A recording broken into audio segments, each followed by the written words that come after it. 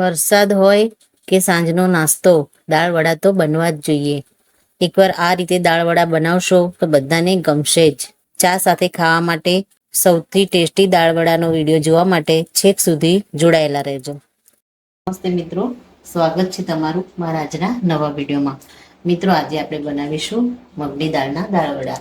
તેના માટે ફોતરાવાળી દાળ તમે લેશો તો દાળ વડા ખૂબ જ સરસ થશે. તો આપણે ફોતરાવાળી દાળને 2 થી 3 કલાક ગરમ પાણીમાં આપણે પલાળીને મૂકી દીધી હતી. તો ફોતરા સારા એવા ઉકળી ગયા છે. આમાં આપણે પાણી એડ કરી અને ફોતરાને આ રીતે થોડી દાળને મસળી અને ફોતરાને આપણે બધા પાણીની મારફતે આ રીતે બહાર કાઢી દઈશું. મિત્રો, દાળને ધોઈ અને આપણે એમાંથી ફોતરા કાઢી દીધા છે. જો થોડા ફોતરા રહી જાય તો કંઈ જ વાંધો નહીં આવે, એમાં પણ ટેસ્ટ સારો જ આવશે. એમાં આપણે લસણ થોડું વધારે લઈશું, મરચાં આપણે તીખા લીધા છે અને આદું આપણે બધું મિક્સ કરી અને અધકચરું વાટી લઈશું. મિત્રો, દાળને આપણે સરસ એવી મિક્સરમાં પીસી લીધી છે. પાણી જરા પણ એડ કર્યું નથી.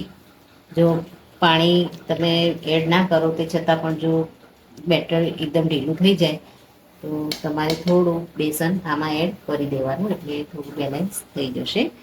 આપણે થોડા સોફ્ટ બને એના માટે આપણે થોડો સોડા એડ કરી દઈશું અને આપણે થોડી હિંગ એડ કરી દઈશું. મગની દાળ છે એટલે ઘણાને પચવામાં પ્રોબ્લેમ થતી હોય છે. થોડું અમથું પાણી સેજ એડ કરી આપણે થોડું બેટરને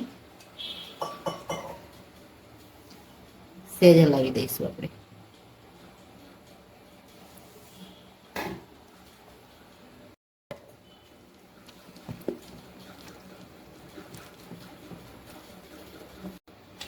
મિત્રો, આપણે હવે ટેસ્ટ મુજબ મીઠું એડ કરી દઈશું અને હાથ વડે જ આપણે સારી રીતે હલાવી દઈશું. સરસ એવું આપણું બેટર ફૂલી ગયું છે. થોડું આપણે આ રીતે ચલાવી તેલને આપણે ગરમ કરવા મૂકી દઈશું અને ગરમ તેલમાં આપણે કાચા પાકા પહેલાં તો ઉતારી દઈશું. આપણે તેલને એકદમ ધીમા તાપે ગરમ કરવા મૂકી દીધેલું હતું. આપણે બેટરને થોડું ફેટીએ એ પહેલાં જ આપણે તેલને ગરમ થવા મૂકી દેવાનું. હવે આપણે એમાંથી દાળવડા ઉતારવાની શરૂઆત કરીએ. તો તેલ આપણું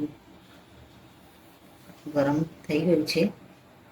મીડિયમ સાઈઝના જ આપણે દાળવડા મૂકીશું.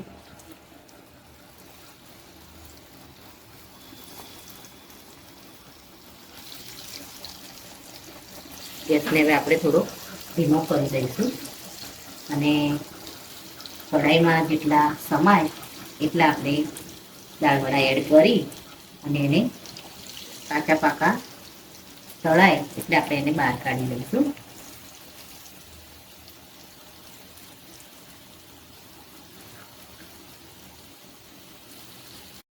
મિત્રો, તમે જોઈ શકો છો આપણા દાળવડા ઉપર એકદમ લાલ કલર નથી આવ્યો.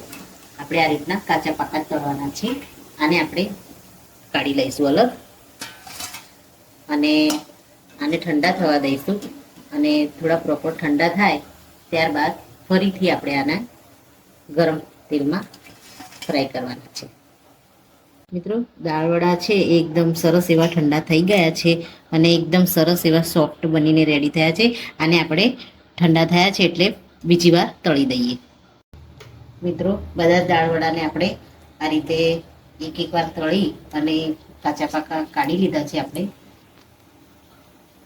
બીજી વારના આપણે એકદમ સરસ ગરમ તેલમાં તળીશું તો ઉપરથી એકદમ સરસ ક્રિસ્પી લેયર થશે અને અંદરથી સરસ એવા સોફ્ટ તૈયાર થઈ જશે. તો 2 વાર આ દાળવડાનો સિક્રેટ જ આ છે કે તમે એને 2 વાર તળશો તો દાળવડા એકદમ સરસ પરફેક્ટ ટેસ્ટ આવશે.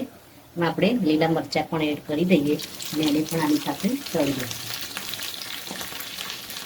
મિત્રો, તમે જોઈ શકો છો દાળવડાનો કલર થોડો ચેન્જ થઈ ગયો છે. આ રીતના થોડા ગોલ્ડન થાય એટલે આપણે દાળવડાને બહાર લઈ લેવાના છે.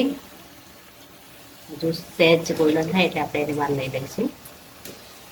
મિત્રો દાળ વડા એકદમ સરસ બની અને રેડી થઈ ગયા છે. આ રીતે બધા જ દાળ વડાને આપણે ફરીવાર તળી લઈશું. મિત્રો રેડી છે ચોમાસાની સિઝનમાં દરેકને ભાવતા અને આપણા ગુજરાતીઓના ફેમસ એવા દાળ વડા. તો મિત્રો તમે આ રીતે બનાવશો તો દાળ વડા સરસ એવા અંદરથી સોફ્ટ અને ઉપરથી ક્રિસ્પી થશે. તો મિત્રો આ સાથે મારો વિડીયો પૂરો થાય છે. જો મારો વિડીયો તમને ગમ્યો હોય તો લાઇક, શેર અને સબસ્ક્રાઈબ કરવાનું ભૂલશો નહીં. અને કમેન્ટમાં જરૂરથી લખો કે મારી આ રેસીપી તમને કેવી લાગી. ફરી મળીએ નેક્સ્ટ વિડીયોમાં. ત્યાં સુધી આવજો. Thank you.